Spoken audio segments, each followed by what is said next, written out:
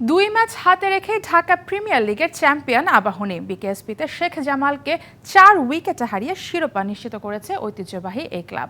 Super লিগের অন্য দুই ম্যাচে জিতেছে প্রাইম ব্যাংক আর মোহামেডান। আজকের ম্যাচে শেখ জামালের হয়ে মাঠে নেমেছিলেন সাকিব আল হাসান।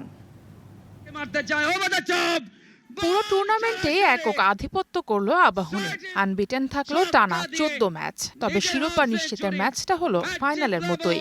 উৎকণ্ঠা নিয়ে শুরু হয় আবাহনীর খেলা। জিম্বাবুয়ে সিরিজে দলের অধিকাংশ খেলোয়াড় ডাক পাওয়ায় অনেকটা বি টিম নিয়ে খেলতে নামে তারা।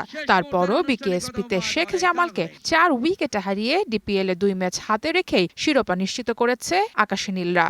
দল হিসেবে সেরা, আর গরম তো অবশ্যই একটা ফ্যাক্টর ছিল। আজকে তো আমরা পূর্ণশক্তি দল ছিলাম না, বাট ওরা পূর্ণশক্তি দল ছিল।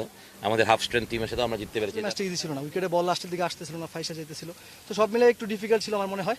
So credit goes to everyone. টিমে যারা আছে এখন পর্যন্ত সবাই সেই দায়িত্বটা খুব ভালোভাবে নিচ্ছে এবং সেটার কারণে আমার মনে হয় টিমটা রেজাল্ট করবে। ম্যাচের শুরুটা দুর্দান্ত করেছে শেখ জামাল।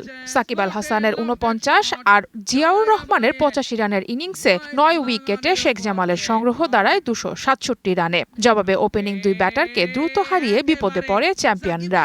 এরপর দলের হাল ধরেন এনামুল হক বিজয় ও আফিফ হোসেন ধ্রুব। এই দুই ব্যাটার মিলে গড়েন 103 রানের জুটি। এই দুই ব্যাটার বিদায় নিলে আবারও হারের শঙ্কা দেখা দেয় আবাহনীর। তবে উইকেটের এক প্রান্ত আগলে রেখে দলকে জয়ের মুখ দেখান অধিনায়ক মোসাদ্দেক। তার দায়িত্বশীল ব্যাটিংয়েই ম্যাচের শেষ বলে শিরোপা নিশ্চিত করে আবাহনী।